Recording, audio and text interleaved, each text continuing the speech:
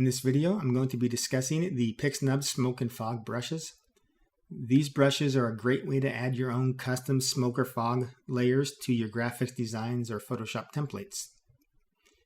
Now I'll be showing you the way that I like to use smoke and fog brushes, which is different than how most people do, but I think the way that I do is a little more versatile and gives you more control over the layers. And overall, I just think it's better. So the first thing, I need to disable this text here so we can see what we're doing. And also I'm going to hide this layer group or this layer mask. For this design, I've got a gradient in the mask that is on a group that the fog is in just to fade the fog. But for this video, I don't want to show that because I want to see what we're doing here. So how most people will create a fog layer, which is not the way I do it, but how most people will do that is create a new layer. They'll call the layer fog or whatever, and then they'll just select the brush they want, and then making sure that their foreground color is white, and then they'll just simply size the brush like they want and just start painting in the layer. Now, yes, this does get us fog in a layer, and it's okay to do it that way. However, there's not as much we can do with that layer, and I'll show at the end of the video the differences for why I do it the way I do it. But I'll leave that for the end of the video so I can just get into the other parts of the video first. So let's just hide that layer for now. So what I like to do instead is create a solid color layer. So on your little icon in your layers panel, just select solid color. And then I always make that layer white, regardless of what color I want the fog to be. I'm just going to make that white to start out with. And we can change that color later if we want. But then I'll add a mask to that. And then to add the mask, on Windows, you'll use the Alt key, or on Mac, you'll use the Option key. Hold that down and click the layer mask icon. By using the Alt or Option key, it makes this an inverted mask, so the mask is all black, so there's nothing being applied. So making sure that the mask is selected itself, making sure your brush is white, then you can grab the brush you want and paint in that layer. And so if I Alt and click on the layer mask, we can view inside the mask, or that's Option on Mac, so we can see exactly what we're doing. So I'm going to undo this here because I just wanted to show you first how I set the layers up, but I'm now going to discuss the different brushes in the PixNub set, and then I'll come back and again tell you the differences between the reason why this is better than having a single layer. So first thing here, with the PixNub set, there's 3 different styles of brushes in the set. You've got base layers, and there's 30 of those. And these are one-click brushes that just stamp on an entire layer of fog or smoke, whatever you want to call it, in that layer. So we'll go to the mask here, and you notice that these brushes are square on the edges. And these brushes, by the way, are the full 5,000 pixels, as large as Photoshop would allow me to create these. But you'll just go into your layer mask and you'll just click one time and stamp, and that's going to give you a base of fog in that layer. And just make sure that the edges of your brush are over the edges of your template, because if they're not, you're going to have that edge that you see. And so often this will be all you need is one of these layers.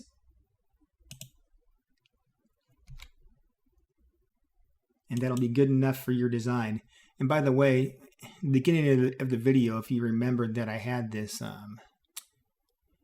layer mask here, let me enable that just so I can show you that. You can do other things like put the the fog inside a group with an additional mask, which that's a way of having double layer masking. So we've got the layer masking for the fog, and then we've got the layer masking for the group to fade that entire effect. All right, so moving on, that is one way you can apply fog into your layers is with the these base layers here. The other two layers that we have, let's show this again. Let's delete everything in there. But the other two types of brushes we have are the ones called texture and scatter. Now each of these has 30 different brushes. They're the same exact brushes in each of these. So 01 in the texture brushes is the same brush as the scatter 01. The difference being is the texture brushes are just one click. And if you try to click and drag, it's not going to do anything because I set that spacing so wide that you'll never get it to add another one just by clicking and dragging. So these are just one click. You're adding this smoke to the layer where you click. Now the scatter brushes are different in how they're set up. It's the same exact brush, although you see this is smaller than when we grab the texture brush. And that's because that's just the way the preset is setting it. So if you want to change the size, you can use the left or right bracket keys, increases or decreases the size. And you can use the maximum size in Photoshop on these, and you're not going to lose quality because I created these as large as Photoshop would allow me to create these. When I set up the layers, I started with 5,000 pixel layers when I created these brushes. So you don't have to worry about enlarging a small brush is what I'm saying. But anyway, the scatter brushes are set up with brush settings for scattering and shape dynamics. So they will automatically randomize the angle, the size, as well as the axes, and they'll scatter the smoke. So that way, if you click and drag here, you see that it's just brushing the effect on. The only thing you really want to adjust when you do this is you may want to adjust the size of the brush, which, like I say, you can do that with the left and right bracket keys, or you can use the sizing here. It's going to do the same thing, but just however you want to do that. The other thing you may want to adjust, let me undo this here, or delete everything in there, is you may want to adjust the flow here. So if you want the effect to be stronger when you're brushing, you'll increase the flow here. Or you can go less on it and it will be much more faint, and the more you paint over, the more it builds the effect up. Now when I set up the presets for the brushes, I put those for each brush what I thought looked good in those brushes. So for whatever brush you select, it's going to automatically select that flow amount here for you. So like, for example, that brush is 12, the next brush selects 25. So each of the brushes is going to have their own different settings and flow settings. So you don't have to, you can go in and change those, but they're pretty much set up pretty well. If anything, I often will like to increase the flow. Now, one thing while we're talking about flow here, I've got just a black document here to demonstrate this. I just want to touch on what the difference between flow and opacity is, because I think this is an important concept. when you're using these brushes, or for that matter, any scattering fog brushes you might get other places, the flow is what you'll want to adjust. I'm just going to brush back and forth. So I clicked the mouse one time and then just went back and forth with the flow, and this is what I get with the flow set to 25. But if I set this flow to 100, let's say I set the opacity to 25, and then if I, with that setting, brush back and forth, so you can see the difference here. With the opacity set to 25, it's just flat and gray, where with the flow set to 25, it's textured and it's more white. Not going to get in too technical to what's going on here, but basically, if you're setting the opacity, that applies to the entire stroke process. So if you click the mouse once and click and drag back and forth, it never allows anything to go above 25% opacity for that entire stroke, and it ends up building up to that point and becoming flat. If you're using the flow instead,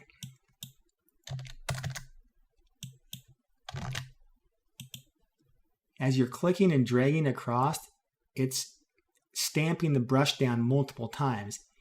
And the flow is the opacity for each time it stamps the brush. So if you're going back and forth, every time it stamps that new brush, it's allowed to use 25% opacity on that stamp and overlay it on top of the other one. So it builds up the opacity as you go.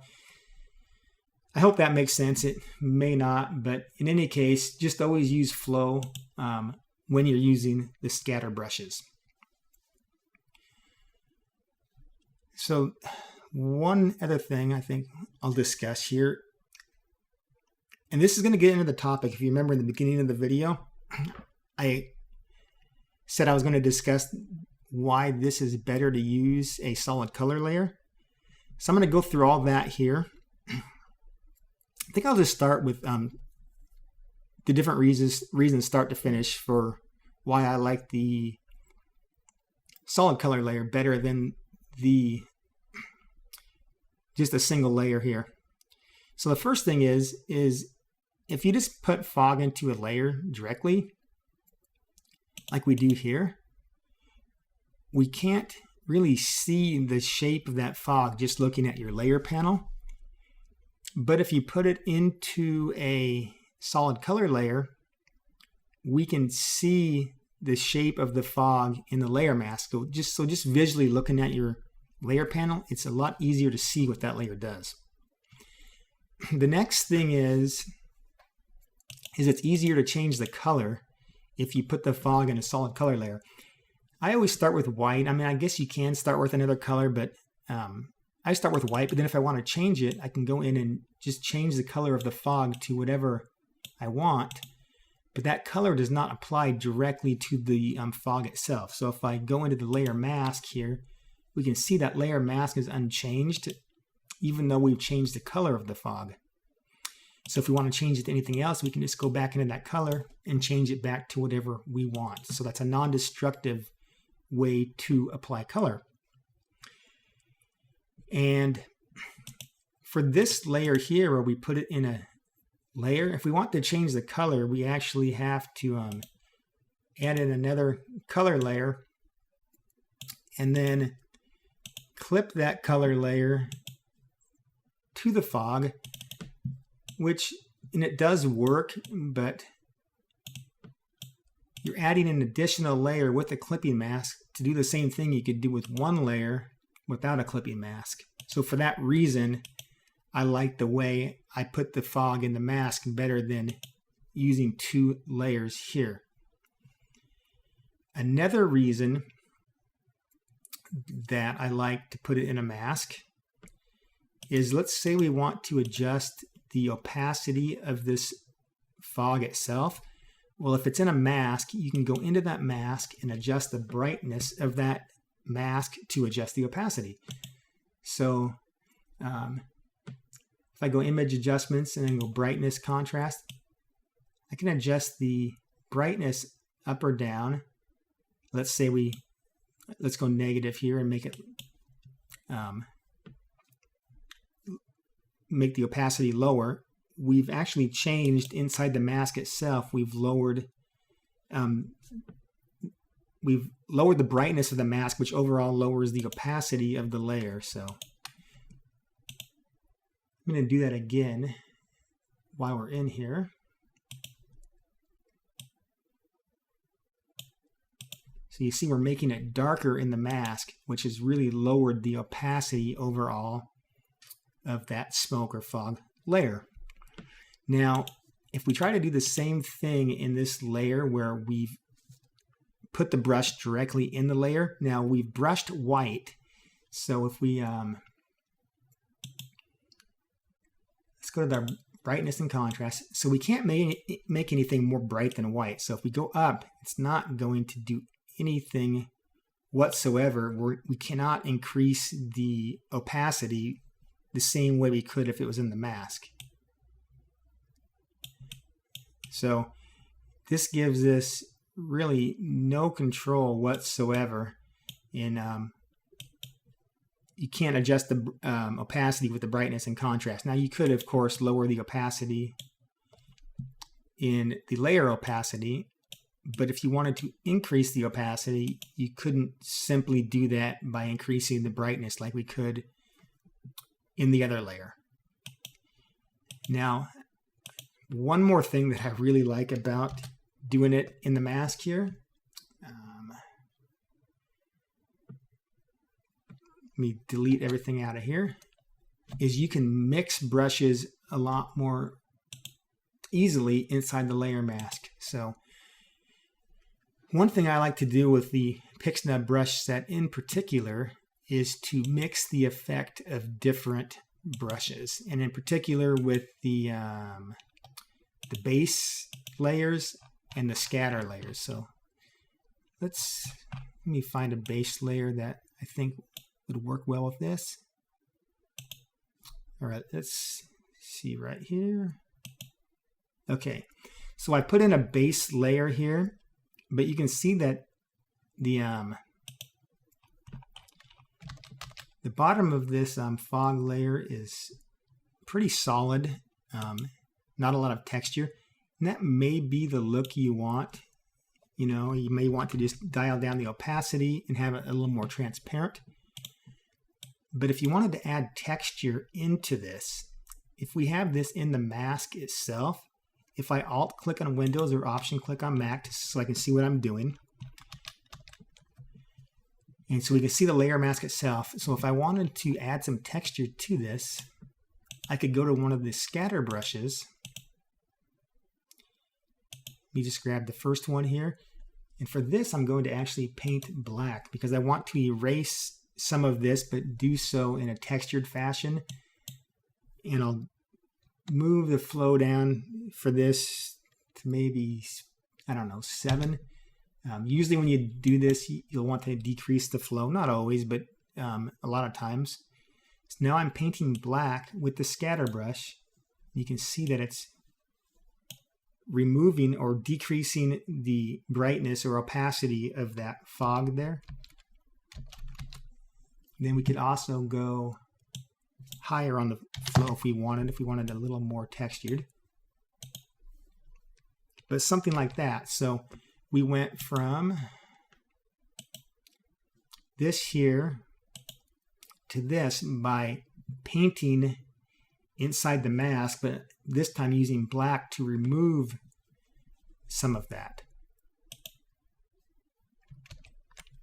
So you can see the effect that that had. And then of course we could go back in here